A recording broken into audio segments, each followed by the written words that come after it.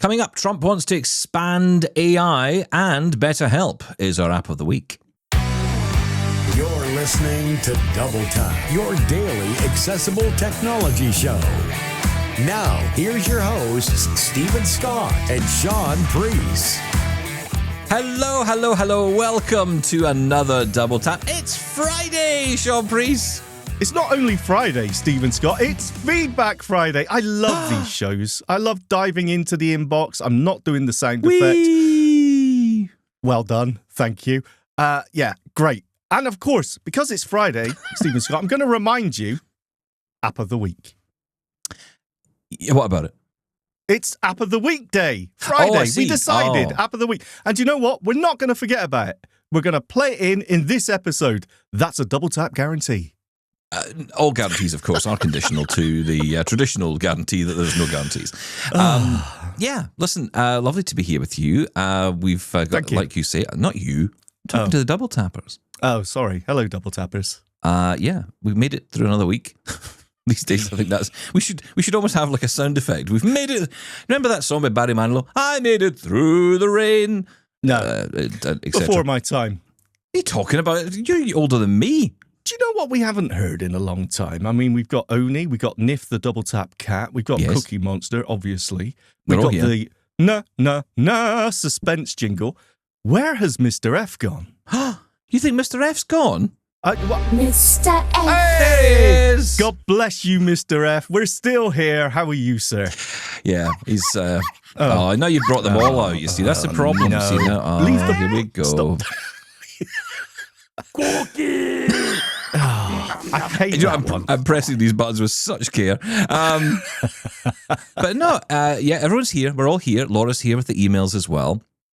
God bless you, Laura. Absolutely. Huge thank you to Laura. She's not been well the past little while, so... No one told me. No one told me either. She told me last night. She sent me a message. Oh, did she? In that beautiful, gorgeous voice. Oh, no, it was typed, which is a shame because I would have rather heard her say it. Okay, but, yes. Well, actually, it would have been more like, I'm not well. You probably wouldn't want to hear that. But she's not too well at the minute. She's got a horrible cold, and she says, look, I haven't managed to read any emails. Shock, horror, suspense, stab. There we go. I had to mention it, didn't I? You did. So she wasn't Get well able to soon, read Laura. any of the emails. But no, she's going to get back on track with them. Although in saying that, we have plenty in the queue. We're going to get through some of those today. I want to mention, though, I know I've got to say it because I do, because it's hard to avoid these things, right? We're a tech show, honest. Well, you say that. Okay. I'm sort of preempting what you're going to say. I'm guessing here. But okay, carry on. Well, look, I can't avoid what's going on in the real world, okay? I know some of you were rather annoyed the other day when I mentioned the T word, the orange scream, the whatever you want to call them. That doesn't help matters, Steve. I think people know what I'm talking about. The present incumbent in the White House. Right. Shall we say it that way? Okay. And friend of Canada, we'll see. But yeah, Donald Trump has announced a $500 billion AI infrastructure investment in the US. CNN reporting this. I was listening to this the other day. I don't know if you caught any of the press release or press event that went along with it. It kind of felt to me like your uncle had, like Tim Cook had gotten ill one day and, your uncle had to step in and do the Apple event. He was trying to bluff it. There's AI and it's a cool thing and it's going to be bigly, very strong. And I don't have he had any clue as to what he was talking about in terms of what AI is. I think he thinks he's going to get access to TikTok faster or it's going to make Truth Social bigger. I don't know what he thinks it'll do. But ultimately, he is bringing together or has brought together, or these guys have already got together and he's taking the credit for, a fantastic investment, which is coming into the US. Absolutely one of the above. And basically these top tech firms on Tuesday announced that they're going to be creating this new company called Stargate, which will grow artificial intelligence infrastructure in the US. So we're talking here ultimately, I guess, about data centers, right? We're talking about That's the ability, exactly it. Yeah, for these companies to find a way to basically build the infrastructure that they need to do the job they need to do. Which is exactly what they've been pushing for for the longest time anyway. They need the computing power. We've talked about this before, about the applications to nuclear power, some of these data centers, you know, the location of data centers close to nuclear power generation centers so they can have enough power to run them. Now, so far, those have been declined. But, you know, with this new push, I can see that changing. Yeah, to be honest, this isn't a bad thing, depending on where you sit with the whole data center and the energy structure of your country that you're in. I mean, the amount of power needed to power data centers is immense, and we've talked about this. But we know this was going to happen. The three companies are Oracle, OpenAI, and SoftBank. They're putting $100 billion into this. I'm not convinced they weren't going to put $100 billion into it beforehand anyway. But what this that's this what I'm saying, government, right? It could be just credit being taken for a job that was already going to happen anyway, right? Exactly right. And that's what I think the majority of this is. But of course, with the government backing, they can fast track. And that's something that Trump did mention, fast tracking the location and development of these data center places. I think the first ones are appearing in Texas. So basically, it's a fast tracking of these things that were going to happen anyway. But now it's got the government backing. Now, if you think this is a good thing or bad thing is up for debate. I'm not entirely sure. I know lots of people are going to say it's a terrible thing purely because of who's backing it. But I think this was going to happen anyway. Yeah, I mean, so the companies, according to the announcement, will invest $100 billion in the project to start and then plan to pour in up to $500 billion into Stargate in the coming years. The project is expected to create 100,000 US jobs, according to Trump. Stargate will build the physical and virtual infrastructure to power the next generation of AI, including data centers around the country. Trump said that Larry Ellison had said the group's first 1 million square foot data project is already under construction in Texas, as you were saying. AI leaders have for months been sounding the alarm that more data centers, as well as the chips and electricity and water resources to run them, are needed to power their artificial ambitions in the artificial intelligence ambitions, I should say, in the coming years. Sam Altman said, "I think this will be the most important project of this era. We wouldn't be able to do this without you, Mr. President." So Trump gets the credit for that. Sorry. That stuck in my throat a little bit, but anyway. But, you know, look, I suppose, again, if it's going to happen, it's going to happen under Trump, right? Because he, you know, let's be honest, he's made it very clear what he thinks about the climate, and he doesn't really give two hoots about it. So, you know, frankly, that's the only debate drill, to be baby, had. drill, I think was the drill, the phrase baby, he used. drill. Yeah, exactly. Look, from an environmental level, you know, the conversation is this an absolute disaster or is this just inevitable anyway? That's perfectly reasonable argument to be had. But I think, you know, from an AI race point of view, it's hard to argue against, you know, let's invest in our country so we're ahead of the game, because it is going to be a bit of an arms race when it comes to AI. well, of course. And look, you don't think China are doing this? You don't think other countries are doing this? Of course, yeah. And That's I right. think the key for Trump is to make sure that this is all happening in America, and that, of course, benefits a lot of US companies. I think the question is going to be for a lot of people outside of the bubble of this. They're going to be wondering about the environment. What is this going to do? Because this is going to have a massive impact. I mean, already withdrawing from the Paris Climate Agreement, Yes. you know, and various other elements relating to climate, you know, there just seems to be no desire to take climate change seriously. And of course, that is realistically going to have a big impact. Although, interestingly, looking at the data, over the next 5 years, by all accounts, according to the data, I was watching an independent review of this the other night, that actually overall in America, the amount of CO2 and gases going into the atmosphere is actually coming down, and it's predicted to come down. It was predicted to come down anyway, but the problem is it's not coming down enough. That's always the big issue. It's never coming down enough. And so, you know, what Trump is doing, or at least what the plans will do, will essentially not allow it to come down any further. Even though it may be reducing, they can say that, and they are right, but it's not actually coming down as fast as it would need to in order to avoid these global sea temperature rises, which is the big issue we're all facing at the minute.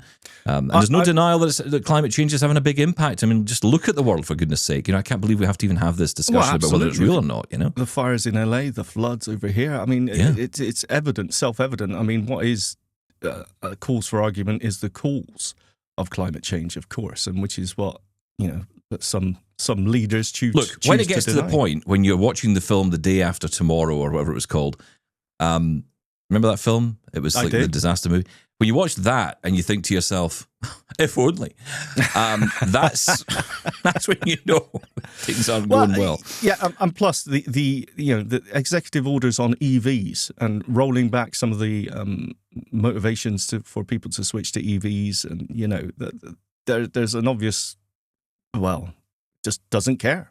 But how do you square all this with the desire for this technology?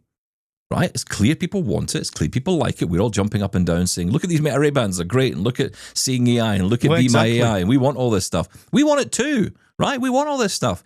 But there's a cost and there's no way really to do it, and certainly not to get to the level we want to get to with it, to enable everybody on the planet to have access to it, to enable all these devices to be able to connect at once. There's no way to do it without huge amounts of power in the background.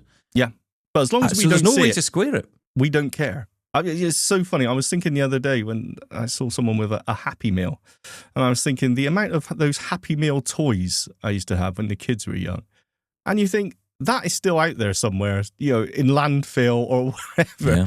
You think this is a finite resource and we're just using it on frivolous stuff like this.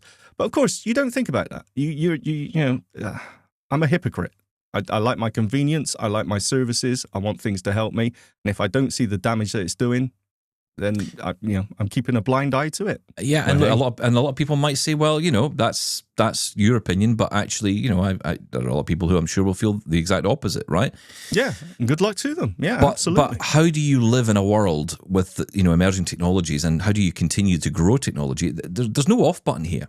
That's the feeling I always have with this. It's like there is no off button. There's no point we ever get back to, unless an asteroid hits the Earth, wipes us all out, and we come back again in 100,000 years and say, do you know what? Never mind all these plugs and internet and all that. Let's just talk to each other.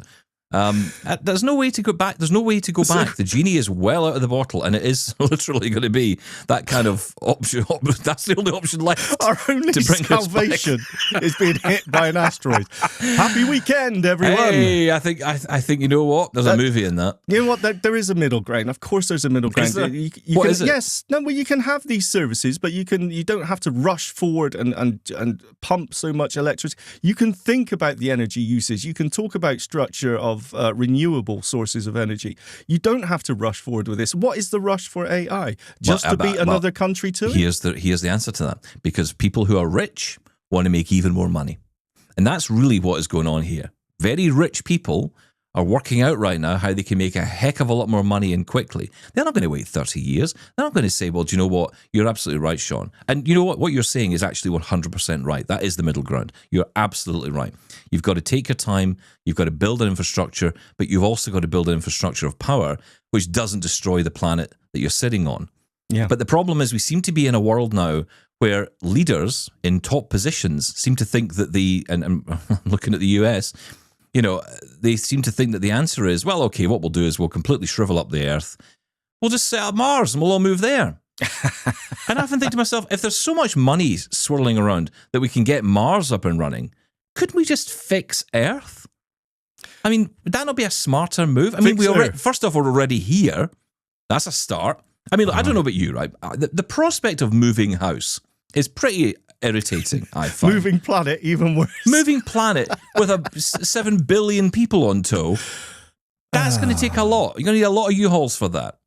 And, it's not going to happen. Well, I mean, it may well happen. I don't know, but it's not going to happen in our lifetime. It's not going to happen in our lifetime, no. But why would we want to do that? And I fear that's the problem. Our attitude is of such, the attitude of certain people is just of such waste to the extent that literally we will destroy a planet and then just move on to the next one. What a horrible way to think. Well, look, I'm not qualified at all to talk about climate change or anything. So mine is just my opinion as the average Joe, I think, which a lot of people is. I mean, it's kind of handy when you've got a show to do that one, isn't it? Well, yes, exactly right. But I'm just saying. Tell us what you think. We all. You know what? I don't know about this one. It kind of, I understand it. I don't think it's because I've seen a few posts about how terrible and awful this is and this makes no sense and whatever. Well, actually, it depends which angle you look at it on. Like I say, if America wants to keep on top of the AI race, it does make sense. Listen, I've said this before. If Tim Cook had bought X, or Twitter, I should say, at the time, Well, yeah, it would have been called X for a start. But can you imagine if Twitter had been bought by Tim Cook? What would people think of Twitter now? I think it's the person who's at the top who often gets essentially is the face of it. Sets the tone. And sets the tone, exactly. Maybe. And I think that's the big issue here. So, people look at this, they hear the word Trump next to it, they immediately shut off. There's people who will just shut off entirely from this. And that's kind of I've got to say, guys, I've said it about other things, and I say it about this too. You can hate the guy, you might not like Trump, but you can't hate the people who voted for him. You can't hate the people who are, you can't hate 77 odd million people. It's just ridiculous, right? There are lots of things we have in common with each other. And this is the problem. We put this dividing line up. I have friends. And look, this all started, I have to tell you, a lot of this division started for me in particular, personally, back in 2013, when we had the Scottish independence referendum. Before Brexit, before Trump, before any of that. And we had division here. Now, okay, granted, perhaps not on the same scale, but I will tell you, there were friends and family who still to this day don't speak. I lost good friends out of it, and I have no idea to this day why. But I do know why, because suddenly those people became identity people. It was about identity. It was all about identity, and everything was about identity. It's always been about people that. if you make it about that, species. well, yes, we are. But I think we hopefully have evolved to the point we can have a conversation. Yeah, but what's changed about that? I mean, why can't we debate these things, right? And it's a case of, well, you're either on this side or on this side. No, I'm sorry. I don't have to be on a side. Okay, I don't have to be on a side on these things. I can say, look, do you know what? I see what Trump's doing. I think on the whole, yeah, we do need more infrastructure for AI to work. Do we want AI to work, right? Do we want it to work or not? Well, I think we do. Yes. So if we do, it needs infrastructure. So it's not going to happen, but just, I'll tell you what, Shaun, you and I will connect our computers together with network cables, and we'll see if we can maybe get someone else's computer to connect, and we'll see if it works that way. It's not going to work. We need a few more computers than that, right? Have we tried it? I've got a very powerful Surface Pro 8 here. I'm sure I could run ChatGPT on it. Fine. Yeah, right. You want to... Right. Get Sam Altman on the phone. Shaun's Surface Pro 8 can handle ChatGPT. We'll see if Gemini I can run off a Chromebox I've got lying around here somewhere. We should be absolutely fine. The amount of computing power you've got. I could. Yeah, you probably could. Myself. Just go up to your loft. I will say, actually, I pulled out of the loft the other day. Another episode of What's in Stephen's Loft. I pulled out the Google, what's this thing called? Chromebox from Acer, I think. Asus? The Chromebox, from someone. Yes. It's called the desktop Chromebox. version of the Chromebook. Yeah. It's like a Mac Mini, right? It's like a Mac Mini, but it's got Chrome OS in it. And the reason I pulled it out was because it's quite old now. I mean, it's a good few years old. But it's still got, I think, all the specs that would be required for a Chromebook Plus. So I'm going to test it out because we were talking about Chromebox or Chrome OS at the tail end of last year. One of our listeners had got in touch to say you should really give it a try again. And I think you're right. I think I should. So I'm going to get into it again because I'd like to know a bit more about Chrome OS as it develops, because it is seeming to develop into something else at the moment. And I'm not quite sure where it's going or even if that project will continue. After all, it is Google. Let's just put it out there. Yeah, but it's funny. You could argue Google were just way ahead of their time. Because the idea of using a computer which just was a web browser was absolutely ridiculous at the time, to be honest. It just seemed infeasible to use something like that. And now, all the services, I mean, we record this show using web services over the internet. I mean, it seems perfectly that the evolution of web apps is amazing. So, yeah, give it another go, Stephen Scott. Well, you raise an interesting point, actually. But I think the biggest issue here is that Microsoft and Apple were already there. I mean, look, to me, it's like the Windows Phone. It came along. It was a great idea. It was a great phone, but it was up against two giants. How was it going to compete against Apple, Google? So how can Google? Google is kind of it's funny, isn't it? Because they've got Android, and it's up against Apple, and that's it basically. The mobile market is kind of sewn up. Anyone who tries to get into that space, forget it. But you got to offer something new. That's the difference. Yeah, you got to have offer something that the others don't. I think there's all kinds of rumors about, AI assistants and what might come down the line, even hardware from OpenAI down the line. And I think that's perhaps the kind of operating system that might be more interesting to people, a little bit different. I will say for us it might be if it's accessible. the idea of just, and I think it'll just be literally a talking device. You just talk to this thing, and that'll be it. But I don't know if can the almost mainstream are ready for that. I say that with the success of smart speakers ringing in my ears, but I'm not sure. I don't think that shift. I think it's going to be far more gradual than that. From a traditional desktop computer to something you just There's a lot of work going into voice input in the minute. And you can tell that, right? Because of all the chat modes that these devices have. Like Google Gemini's got the chat mode now. OpenAI has its version.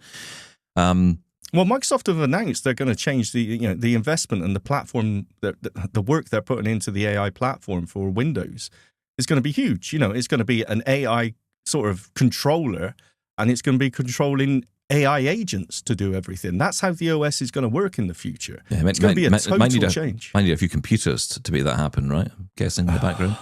Stop it. No, it's all going to run locally. Is it? Wow. Yes. Well, listen, I feel like negative Julian sitting here when you say that, because it's like, oh, really? You're going to cram the entire internet into my phone? Okay, all right. Okay, well, we'll see. That's how it works. I'm afraid that yes, it's magic. Tokens and transformers and models. No idea, but it just does work. I will say, when they talk about the super agents, this new, because AGI is the next thing, isn't it? I don't even know what that is. I'm kind of still catching up with all this, and there's then super agents. Generalized, yes. And so basically, you don't need a specific data set to train it. It will just know. It will be able to reason and think. I could do with that in this house sometimes. Could settle a few debates, maybe. Okay. Anyway, yes, emails. Yeah, let's do some emails, because yes. And actually, funnily enough, if we can get this to work, I have to say I'm having a few technical issues here. If you were watching on YouTube, you might wonder why I disappeared off screen. My MX Keys keyboard died right as we started, so I just had to find a cable to plug it in, which thankfully I had one nearby, so I was able to more plug power, it in. killing the planet. Oh, you monster! And a wired keyboard. What is this? 1984. This is terrible. Absolute disgrace. Right, let's get some emails. Come on, is this thing working? Is anything working? Just keep hammering that button. You know what? I'm just going to keep hitting it. Emails. We get emails. We get your emails every day. Sing along. There it is. Email. We get email. We get your email every day. Goodness me. Here's your mail today. That's nice. Well done, sir. We get there. It's a tech show, sort of. Yeah. We need more power, Captain. Yeah. Get Sam Altman on the phone. Right, let's hear from Clark first up. He wants to talk about Gemini AI. Oh. Hey, gentlemen. My name is Clark, and I am in Michigan here in the United States. And I just wanted to call and say thank you for what you guys do, and more specifically for mentioning the Gemini Live view on a recent episode. Just a brief use case that I found it abundantly helpful. I have cone-rod dystrophy, so it impacts my central vision, can't read. I still have usable vision, but can't read, can't see things closely. Everything's kind of blurry. But recently I got an air purifier, and I got it out of the box, and clearly on top of the unit was some sort of sticker with some instructions. Typically I wouldn't be able to read it. I would use Seeing AI, take a picture, zoom in, things like that. But I used on the Safari browser on my iPhone, used Google Live, and I said, hey, can you tell me what the sticker says? And it told me quickly, immediately, so much easier than uploading a picture to ChatGPT or anything like that. The other day with ChatGPT, I took a picture. It only takes a second, and I asked ChatGPT a follow-up via text that just said, can you tell me where this box came from? And it told you whatever. But with Google Live, it's unbelievable. And I know it's kind of experimental. There's some privacy stuff there. But, for me, to be able to look at that, point it at the sticker and say, what does this say? It told me exactly. I peeled that sticker off, and then it had 6 on this air purifier unit. It had 6 buttons that were touch sensitive, where very clearly I wouldn't be able to see them unless I got about an inch, far away from the unit. But took off the sticker, didn't have to do anything else besides hold my phone because it's live. And I said, from left to right, can you read me? Can you tell me, identify these buttons and what do they do? It told me immediately, and I did get close enough to verify it was totally correct. And then I had a little baggie with, the user manual and a couple of other cards. Can't see anything on there, but still had, Gemini up. And I put one of the cards in front of it, and I said, hey, can you give me a gist of what this is? And then it said immediately, oh, this is a warranty card. There's a QR code here, and yada, yada. And then I asked about this other one and said, oh, that is how to connect it to Wi-Fi and how to connect it to whatever. So it gave you the gist of what it was, and then I was able to ask follow-ups of, okay, can you just confirm where does that QR code take me? Or, hey, can you confirm how do I connect it to my Echo device? So just very brief use case that blew my mind and was unbelievably handy. Being live and be able to repeat the questions is a game changer for me personally. Things like OrCam, things like Seeing AI, being able to ask like for specific details on the page, just a game changer, made it so much more quick for me personally. So just wanted to say thank you guys for that specific thing. And then you guys are doing awesome work. So grateful for you gentlemen. But just want to share that use case. And to all of my fellow blind folks out there, I would highly recommend you giving the live functionality on Gemini a shot because just a couple of use cases for me, it is completely getting me excited for what this future is, but also what I'm able to do right now. Thanks, guys. Thank you, Clark. Appreciate the message. Welcome to Double Tap, and glad you're one of the tappers. I'm glad you're here. This is exactly the point I go back to about, our earlier conversation. This is the hunger that's out there. And I share that hunger. I absolutely share it. I love the fact that, with Gemini and with ChatGPT Vision as well, to extents at least, you can hold something in front of the camera. You can immediately get that response. You're no longer having to do that, sending an image, taking a picture, sending it away. Not that it's a huge problem. Convenient. And I still use Be My AI all the time. Especially when I'm cooking something or doing something. It's usually around cooking. I tend to do it. Send back of a packet. Cooking, yes. Cooking. Sorry. Yes. When you're cooking, did you not understand that? No, it's fine. I'm just saying cooking is very important and very handy to use Be My Eyes for. Why are you saying it like that? No, I totally agree with you, Clark. It's just the convenience of it and being able to, just freewheel, basically. What am I holding? What does it say? And then drilling down into it without having to access the phone at all. It's like you've got a sighted assistant stood next to you. It's absolutely fantastic. I'm using it all the time, I've noticed. When I'm trying to identify a can of soup in the cupboard, it's such hard work. Even with Seeing AI, spin it around in your hand. Okay, that's the ingredients. And because it's, a tin is round, obviously, it's not always great at getting an OCR of what it actually says. I find that, live video feed of AI, be it Google, Gemini or whatever, works so much better. It is really good. The only thing I will say is that if I want to be totally confident in what it's saying, I will still use Be My Eyes. I still will use Seeing AI document scan for a post because AI still is prone to errors. If it doesn't know, it will make it up. So for things like the experience you were talking about, setting up a device and things like that, absolutely, I will give it a go. But if I'm in any doubt or if I follow the instructions and it doesn't work, I will go back to Be My Eyes because I know the accuracy is a lot better. Although I was telling you about the Copilot experience I had the other day where I was over the holidays, where I was setting up a Windows machine and I couldn't get it to do what I wanted it to do. And I was asking Copilot on another machine, okay, so how do I do this? And I was using the voice mode and I'm chatting away with it and it's saying, okay, so go here. And I'm like, no, it's not there. And it came back and not sternly, but just kind of said, you might want to just check again because there should be an option there to do. And so, because the problem was I couldn't get the computer to speak, right? So I had to literally pull a magnifier out of the cupboard and do it that way. And so I'm on the screen kind of like, where is this thing? So I'm like pixel to pixel going through it.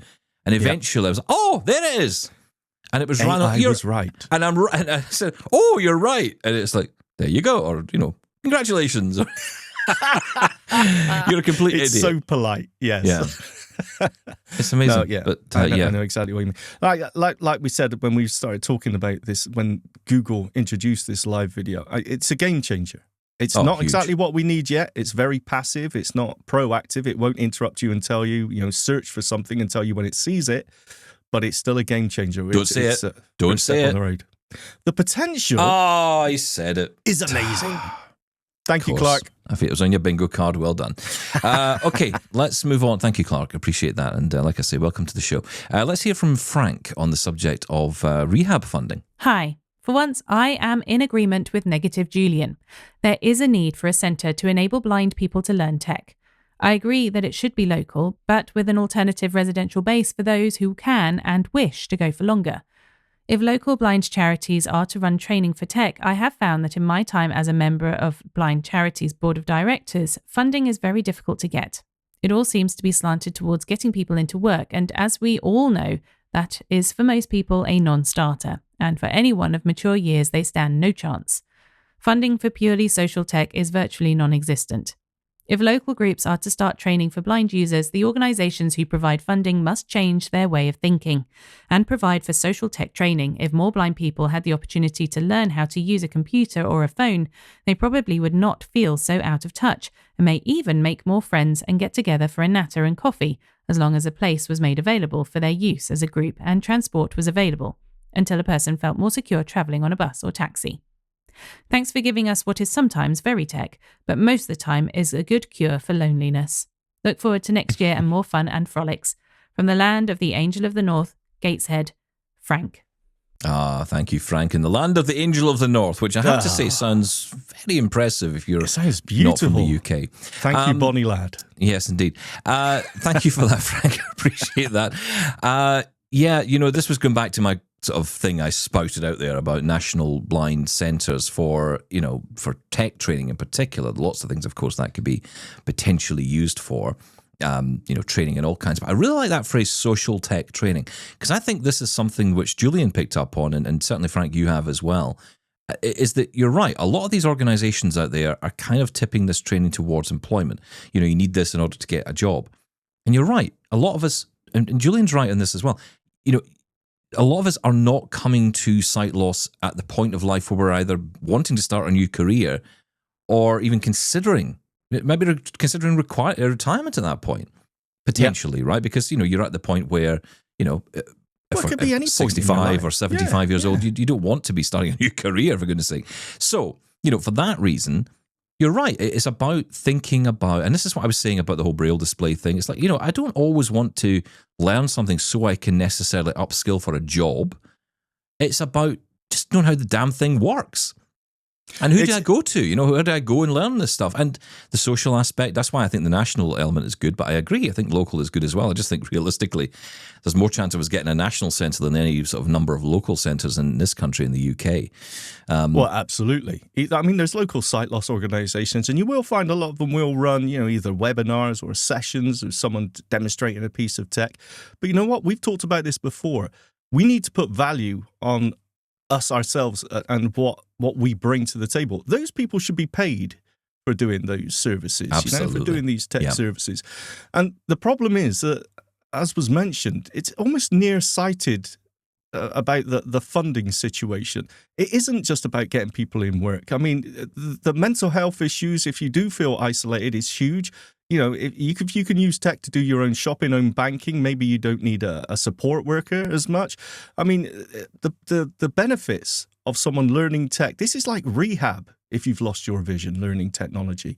It just is. It isn't just about employment. It's about fulfilling your potential again, your life. It makes life easier. If you're happier, it's going to be, it's just better all round. I'm so mindful of when the pandemic happened and everyone was locked down. There was an organisation, I remember it well because I spoke to them in Northern Ireland, and they had a member of their community reach out to say, look, there's this lady in particular, she's an older lady, and she would love to be part of our weekly Zoom groups, but she has absolutely no idea how to connect into this. And when they spoke to the lady, when they finally got someone to speak to her, and they got someone very quickly to speak to her, and they sort of began the process of teaching her what to do. And of course, all this was remote as well, which was challenging anyway, because a lot of these services are remote anyway. But in that moment, it had to be remote. Mm-hmm. And she finally got connected. She was able to join a group, and I remember I didn't speak to her, but I spoke to the person who had trained her, and she said, I don't mind sharing with you. And she says, I'm sure she doesn't mind me sharing, although I would never give the lady's name. But she said, this lady was prepared to take her own life at the beginning of lockdown. She was done. She had no communication with anyone. She was completely locked out. She had no way of communicating with a soul. Suddenly the Zoom group was opened up to her. She was then able to understand how to use her smartphone that she had got. I don't think she had a smartphone, probably just an iPad or something, but whatever it was, she was able to connect. And that led her to meet other people who, once lockdown lifted, she was able to meet those people. And she said, honestly, I was done. I had nothing in my life. And she's not alone in this. There's a lot of people who are at home and to this day are still in that position where they feel so lonely and there's nowhere to turn. And this is the problem for me. We feel shame about feeling lonely as well. There's almost that, that feeling of shame about it all. And look, absolutely not. Isolation is isolation. Yeah, and how many times have you heard the phrase, you can stand in a room with 100 people and feel completely alone. And that is very true to blind people. Anyone who's been in a bar, any blind person in a bar knows that when you're just thinking, okay, how do I get to the toilet? How do I get out? You can't take part in the moment. It's why I don't love going to conferences alone anymore. I just can't do it on my own because I feel like I'm standing in the middle of the room. There's people all around me talking and, someone might talk to you, but literally that's what I'm waiting for because I can't just walk over to someone and say, hey, how are you? Because I don't know who that is. I don't know where they are necessarily. No, they may be. The social cues aren't there. So, you can stand in a room and be alone. So goodness help you if you're sitting at home alone and thinking, how do I... And, if this technology can enable someone to just communicate with one or two people... I mean, look, going back to the very beginning of my kind of meeting you, was through, I didn't meet you this way, but you introduced me to an app called Zello at the time, where a number of blind people were connecting up on a group on there. I'd never used it before. And we took over Zello. Thank you, Applebee's. They're the ones that started it all, yes. Yeah. And it was brilliant because I was hearing voices and I was able to talk to voices for the first time in my life, probably, properly like in my life, where I could actually feel like I was talking to people who understood me. I didn't have to explain myself to them. And that's the bit that changes things. When suddenly you're talking to someone and you say, oh, this happened to me, and you go, oh, I'm not the only one. Yeah, you don't have to explain anything. That's the common issue about, the blind And this is why community. when people go on about the technologies, there's loads of training. It's not just about the training. It is about the training. That's key. But it's also about meeting other blind people. Yes, it's so important. This is the bit I don't understand about these organizations. It infuriates me because, you have the power to bring us all together. You're the only one with the resources to do it. You've got the money. You've got the buildings. You've got the facilities. Don't fill it with HR and, accounts and, people who, sit there and count beans all day or whatever it is they do. Fill it with blind people. That's what your job is. That's what you're there for. Yeah. It's about, we want to make connection. Well, here's a way through technology because then you can create huge amounts of connection that live way beyond you. And actually, as an organization, you get more money. And, the thing about funding, right? You've got me off on this. But the funding is actually really simple. I'm sorry, it really is. Right? Microsoft, Apple, Google. If it was me building this tomorrow, I'd be banging on the doors of every single one of them and saying, you pay for this. Right? Yep. You're paying for this because you want your technology. You've spent all this money. You've put all this investment in to make it accessible. So give me money and I'll make sure that my community gets access to this and gets access to this technology and learn how to use it. Yep. And I think they would pay in. I think you would get buy-in from Google. You get buy-in from Google, Microsoft, Apple, Amazon, whoever else, because they'd love that. Think about the PR. Well, who would love that? When we were at Zero Project, I think we were talking to, was it Chris from Google? And he was saying, we were asking about what's new in Android or whatever it was. And he said, how do you reach people? That's the biggest problem. How Absolutely. do you let people know that these features are there? That's a huge problem. If someone's not into tech already, how do you let them know about this? Because it's that, right? But it's also about, so there's two sides to this, right? One, you create the center, you got to do that, but then you have to tell people the center exists. Like our show, right? Our show's here, and people find it by accident, which is wonderful. They find the show, someone hears about it, they tell someone else. But it's never enough. You feel like, but there's so many more people we could talk to. We feel the same, right? So many more people who don't know about us and don't know about what we're talking about and aren't part of our community that we want to get involved. And that's always the challenge. But it comes through big organizations partnering up and saying, okay, look, we'll help you out with this. We'll do our bit to do this. We'll help you because, look, we're helping you, right? We're saying, in Microsoft's case or, Apple's case or whoever, at the end of the day, we are giving out information which attracts people to those products. So to me, it's a win-win for them, right? Absolutely. And I think that's what the National Blind Centres would be good for. And of course, once you get the national centre started, then start working local centres. Because I agree, there are parts of, I think about the UK, you go into the Highlands of Scotland, God help you if you live up there. Yeah, good luck. Yeah, because it's one person per 100 miles, and you're relying on the goodwill of someone out there who does know this stuff to and there are organisations that do it, right? There's some amazing organisations who do have huge amounts of there's organisations that are shutting down the technology side or scaling it back as well. Why? Why? It's the biggest thing. Oh God. Anyway, okay, I want to bring this one more message in because this ties into this, but also answer some questions from the Canadian angle because you had talked a little bit about CNIB. And Elmore got in touch to kind of give us a bit of a picture of what the Canadian landscape is like in this regard. Hello, Stephen. I'm calling, and I'm going to make this short. I just realized that you shortened the calls. So I'm going to stay with one topic, and that's about Shaun mentioning that there's a lot of national centers around. CNIB has centers around Canada. It does not have a lot. They're far and wide. My closest one is 100 kilometers away, and I've been prompted to see what kind of a transportation system I would have to take to get there and back, other than using a taxi or Uber, which is quite costly.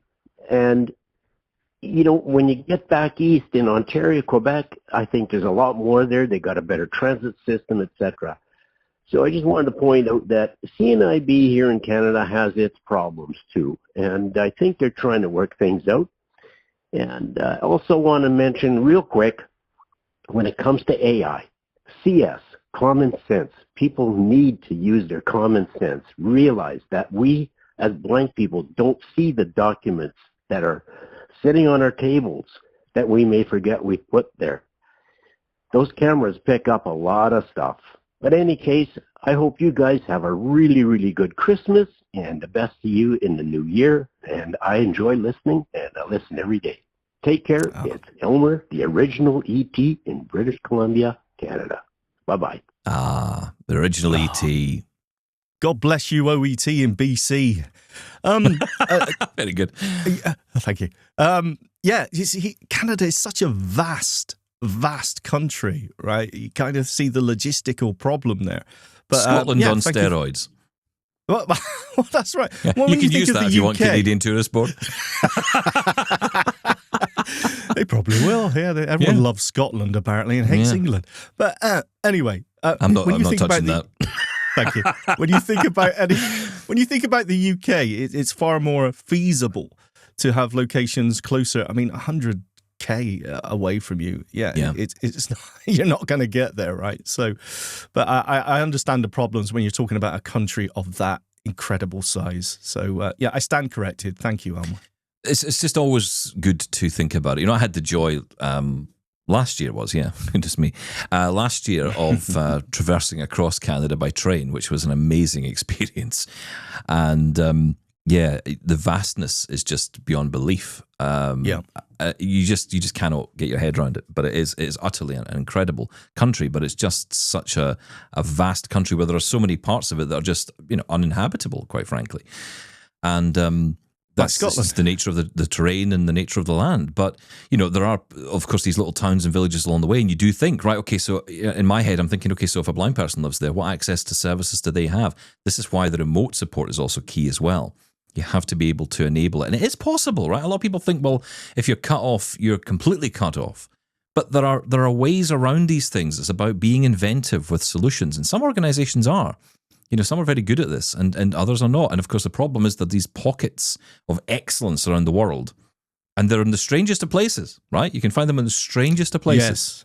Yes. I hear about programs. I hear about programs all the time. And I think, goodness me, that's going on there. And that part of the world, or you just wouldn't imagine. And then there's other places that are just like, I'll be honest, I am absolutely stunned by the amount of, and I learned this as part of the Braille Week that we did, about the amount of investment that the US government puts into blind tech, essentially, Yeah. Braille tech.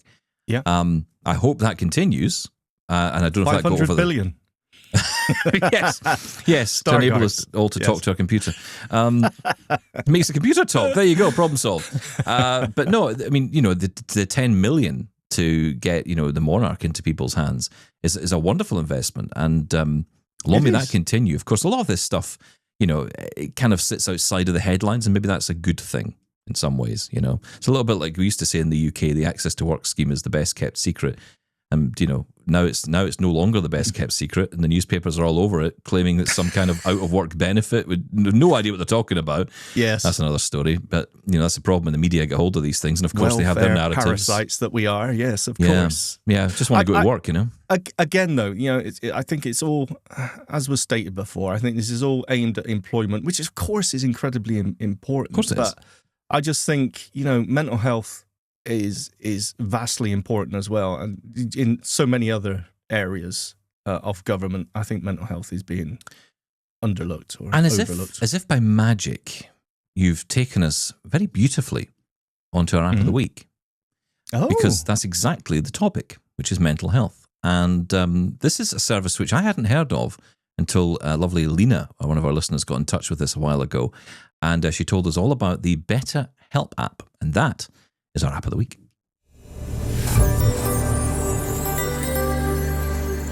Hello, Double Tappers. There is an app I'd like to tell listeners about called BetterHelp. It's 2 words, and it is an app that helps a person connect with a local therapist or an online therapist. The app itself is free, and it's available for iOS and Android, but the therapy costs money. The weekly fee is $60 to $90, depending on what type of professional a person wants to work with. Examples would be a psychologist, a licensed clinical social worker, a family counselor. Basically, the more education, the more expensive.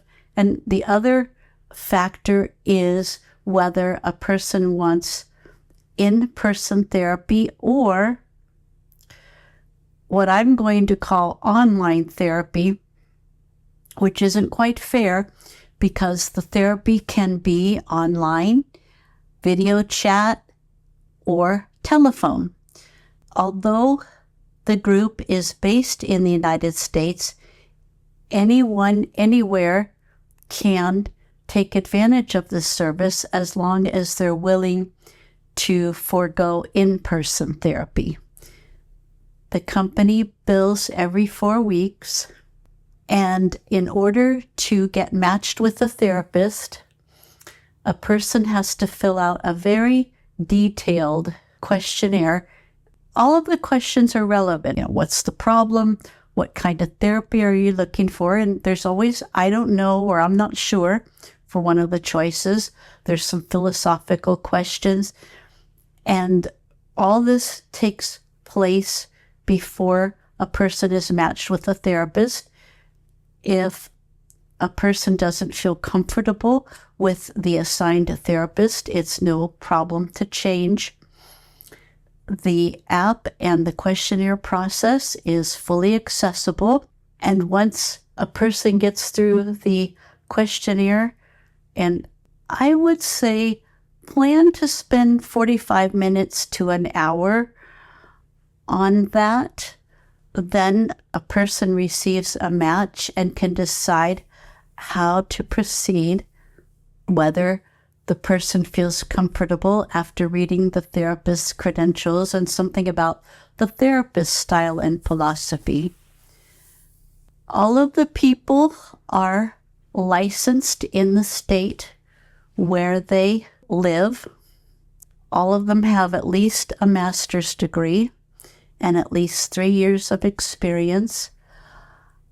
I have not used the service myself, but I do know several psychologists who are providing therapy to people through this app. Not all of their clients are based in the United States, and they feel that it's very useful and as good as in-person therapy because people feel more comfortable and will do it. That is our app of the week this week, BetterHelp, and that came from Lena. Thank you so much for getting in touch with that, Lena. Getting in touch with that a while ago, but I thought it was important to bring it up because, like you say, mental health is a major part of our challenge that we face when we lose vision, and it's something that we're only now just starting to talk about, the connection between the two. People understand mental health, they understand to some degree blindness, or at least, we understand the concept at least, but putting the two together is something that's a bit of a new phenomenon for people. We've known it for years, but for people out there, it's a little bit of a new thing. So, getting access to help, again, that connection, that meaningful connection can come through the use of technology, and that's one example. Absolutely, yeah. And again, there's absolutely no shame in saying I'm struggling, I remember when Lena sent that in, I signed up for it. I used BetterHelp. It was very good. I haven't used it since. I used it for a while and then stopped. Like any other subscription service, you can stop whenever you like. Yeah. The access was really good. The accessibility was really good. So, yeah, I think it's a great app. Yeah, I love these things. And it's interesting, actually, after that first aired on Double Tap, it was a while ago now, I remember seeing ads for it all of a sudden. In the UK, and I thought, that's interesting. I thought it was a US thing or a Canadian thing. I didn't realize it was actually available around the world. And it is international. Now. Obviously, I'm not saying it's available in every country, but it is available internationally. And I know the latest update was just on the 9th of January. And it does mention, they've done more work on their international filtering and making it better for international users. So it's still a thing. I know it's, we talk about subscription costs. It's not cheap. But then trying to get mental health services, either through your government is incredibly hard. It's very underfunded no matter where you are. Or you go private, in which case you're talking twice or three times the cost of that for one session. So it's a good option if you need it. Although I will also say, because it's important to say this, that there are often counselling services available from your local sight loss organisations. So do check in with whatever local sight loss organisation you have, because there may well be a free option. Now, again, there may be a waiting list, but you will be getting specialists. And that's important as well, people who understand the sight loss part as well as the mental health. If you can get that combination, it does make it a little bit easier, I think. I don't know how... it's not something I've needed to access myself. I've and it's not that I'm stoic, and it's not that I'm particularly, robust in any way. I'm not. And just, I've got that typical Scottish, West of Scotland attitude, which is bury it deep and it'll come out in some horrific rage. It's like, being from Boston. It's the same thing. You just dig it down deep, hold it in. You're absolutely right to point out, though. Counselling services are a big part of sight loss organisations as well, most of them anyway. So definitely worth a try. But as you said, usually it's the waiting time for something like that. But definitely worth a look because they are free and, they do understand the sight loss situation as well, obviously. Now, look, if you have an idea for App of the Week, do get in touch. I want to hear from you guys because, look, we'll obviously do ours as well. But I think it's really good when I hear from you guys because, look, first off, it means that we as double tappers know that you're using the app, you're testing it every day. Maybe you're using it every day for like Lena is, or Janine was last week with the other app. She talked about the Orion. Ooh, Ryan. That's become a catchphrase. It has, yeah. I think that's going to become a new thing on the T-shirt. I've been watching a lot of 30 Rock recently, and they love their catchphrases on there. And I think I'm starting to go down that route here. But honestly, I love hearing from you guys because it's official. Do you know what I mean? It's like I want your view on it. And if an app is terrible, let us know about it as well, because we can then maybe connect with the developer and let them know. Because look, it's important they understand if an app isn't working. So it doesn't always have to be praise. But, be fair. Think about, you've tried it or you've given it a fair go. Don't say you've opened it once and used it and it was terrible. Give it a try. If you have been using an app for a while and you're just struggling with it or it's becoming accessible, let us know. App of the Week isn't just about praising, it's about being honest about the apps that we're using. And Yes. there are many, many, many apps, of course, out there that are wonderful and many apps that are just terrible. Or in the midway, which is even worse. And it's not about you can get halfway raging. through it and it's just like, oh, why is this not working? Forget it. Yeah, Yeah. one page where suddenly Yeah. I can't use it. It's not about raging against the app either. It's about demonstrating why it's inaccessible, what the problem is, so the developer can take action on it. Hopefully. Together we can actually maybe make a bit of change on that one. Yeah. Usual ways to get in touch, of course. You can email, you can WhatsApp, you can also call. All the details on our website, doubletaponair.com, and get in touch with us. We'd love to hear from you. We're back on Monday with another show. We'll be back with more nonsense, more chaos, lots of interesting conversations still to come. Because you've been talking to Martin van der Speck from over there at Pixiebot. Pixiebot, yes. Yeah. So we're going to be talking to him next week. And also we're going to hear about Echovision from Agiga, the new glasses that everyone's rather excited about. We talked about a little bit at the end of last year. We're going to be talking to the company behind that. So yeah, that coming up next week on the show, plus lots more of your feedback and conversation as well. Have a great weekend, guys. We'll catch you on Monday. Thank you, Shaun. Thank you. Bye-bye.